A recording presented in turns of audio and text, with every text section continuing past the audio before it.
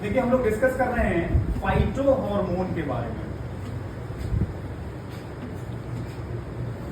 Phyto hormone बड़ा ही unique chemical है। जैसा हम लोग एनिमल्स में पढ़ चुके हैं hormone which is called chemical messengers, उसी तरह से प्लांट्स में जो केमिकल मैसेंजर है, जैसे फाइटो का मतलब होता है प्लांट, और हार्मोन वही वर्ड है जो आप एनिमल में पढ़ चुके हैं, केमिकल मैसेंजर्स। और हम लोग ये किस टॉपिक में पढ़ रहे हैं? Control and coordination in plants में।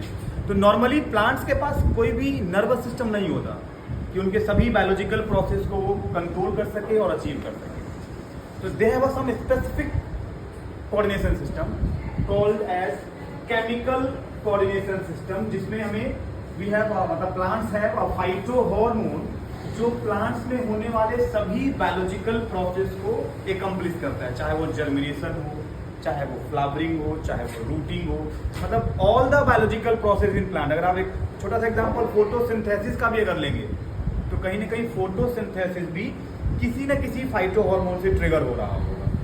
ठीक, अब जो आपके साइटोकाइन, अब इसको भी अगर आप ध्यान से देखिए, साइटो का मतलब क्या होता है? 9th में पढ़ चुके हैं।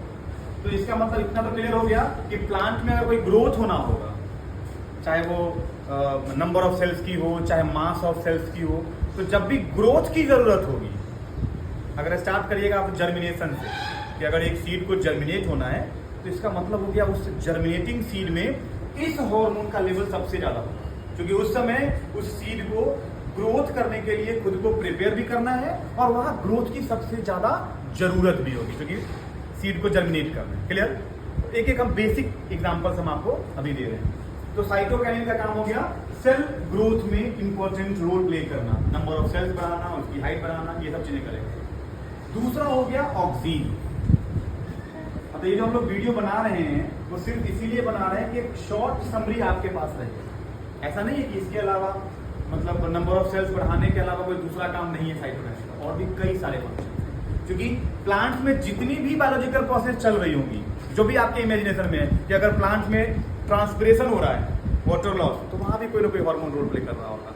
प्लांट्स में अगर जर्मिनेशन हो रहा है तो वहां भी कोई ना कोई हार्मोन रोल प्ले कर रहा होगा। प्लांट्स में अगर फ्रूट्स बन रही हैं, फ्लावरिंग हो रही है, तो एवरी बायोलॉजिकल प्रोसेस, मैं ये बार बार ये बात इसलिए कह रहा हूं कि आपको ये समझना चाहिए कि प्लांट्स अगर जर्मिनेशन से लेके फ्रूट फॉर्मेशन तक अपनी पूरी लाइफ साइकिल को अगर कंप्लीट कर रहा है, तो कहीं ना कहीं अलग अलग फाइटो हार्मोन जो आपके सिलेबस में है, मैं पहले उसको लिख दे रहा हूँ, साइटोकाइनिन, ऑक्सीन जिसको हम ABA कहते हैं, और पांचवा हो गया हमारा इथाइलिन। इथाइलिन इकलौता ऐसा हार्मोन है जिसके बारे में हम लोग पढ़ते हैं, it is a gaseous phyto hormone, gas के फॉर्म में। अब आइए सेकेंड ऑक्सीन के बारे में। पहला था साइटोकाइनिन और दूसरा क्या है? Oxygen. Oxygen mainly shady area में सबसे ज्यादा ग्रो करता है। जैसे मान लो कोई भी क्रीपर प्लांट्स हैं जिनके स्टेम्स सॉफ्ट होते हैं, जितने भी लेग्यूमिनेसी हैं, लौकी, कद्दू, खीरा, ककड़ी, करेला, मतलब ये क्या, इनके स्टेम्स बहुत सॉफ्ट होते हैं, तो इनको किसी सपोर्ट की जरूरत पड़ती है। अगर आपने कभी इसकी खेती देखी हो, लंबे लंबे बैम्बू लगा दिए जाते हैं, डंडे लगा दिए जाते हैं, और उसी पे वो क्रॉल करके, क्रीप करके आगे की तरफ ग्रो करता है। वहां पे इस हार्मोन का सबसे इंपॉर्टेंट रोल होता है।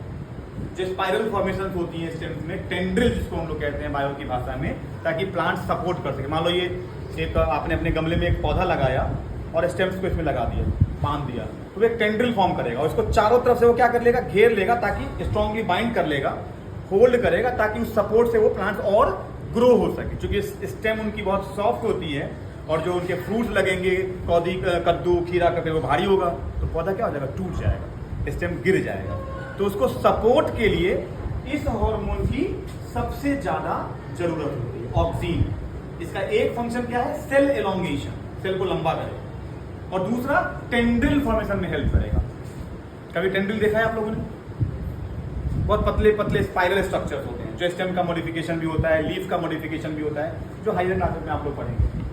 देन जिब्रेलिन और जिब्रेलिक एसिड, ये दोनों, इन तीनों में, इन पांचों में मैंने एक चीज और क्लासिफाई करके आपको बताया था, ग्रोथ हार्मोन को ग्रोथ प्रोमोटर और ग्रोथ इनहिबिटर के फॉर्म में भी क्लासिफाई किया गया है। इसमें इकलौता ऐसा हार्मोन है ADA, एब्सिसिक एसिड, इसको हम लोग ग्रोथ इनहिबिटर कहते हैं। क्या कहते हैं?